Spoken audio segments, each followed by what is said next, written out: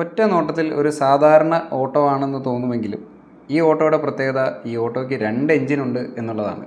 ഒന്ന് ഇത് ഓടാനാണെന്നുണ്ടെങ്കിൽ മറ്റൊന്ന് എന്തിനായിരിക്കും എന്നല്ലേ ഇപ്പോൾ കാണിച്ചു തരാം. ഈ ഓട്ടോയുടെ ഉള്ളിലായി ഘടിപ്പിച്ചിരിക്കുന്ന 7.5 HP വരുന്ന ഒരു ഡീസൽ ആപ്പ് എഞ്ചിൻ ഒരു പിസ്റ്റൺ ഡ്രൈവ് ചെയ്യുന്നുണ്ട്.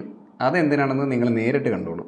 നമ്മൾ എടുത്താൽ പൊങ്ങാത്ത മരക്കഷ്ണങ്ങളും കൊത്തിയാൽ കീറാത്ത കടുപ്പമുള്ള തടികളെല്ലാം നിമിഷ നേരം കൊണ്ട് നമ്മുടെ അടുപ്പിന് പാകമാകുന്ന സൈസിലുള്ള വിറക് കഷ്ണങ്ങളാകുന്നതാണ് നിങ്ങൾ കണ്ടുകൊണ്ടിരിക്കുന്നത്. യാതൊരു മടിയും കൂടാതെ നമ്മുടെ ഹൈഡ്രോളിക് മുനയ്ക്ക് മുന്നിൽ മരക്കഷ്ണങ്ങൾ വിറകുകളായി മാറുന്ന കാഴ്ച കണ്ടിരിക്കാൻ തന്നെ ഒരു രസമാണ്.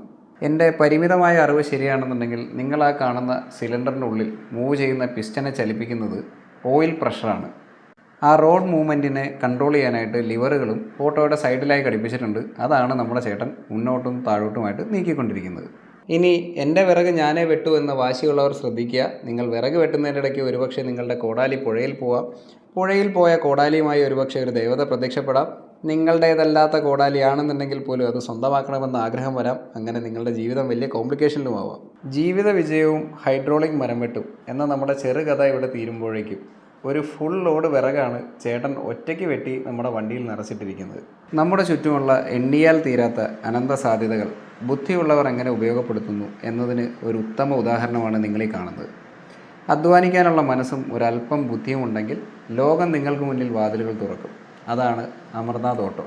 Thanks for watching.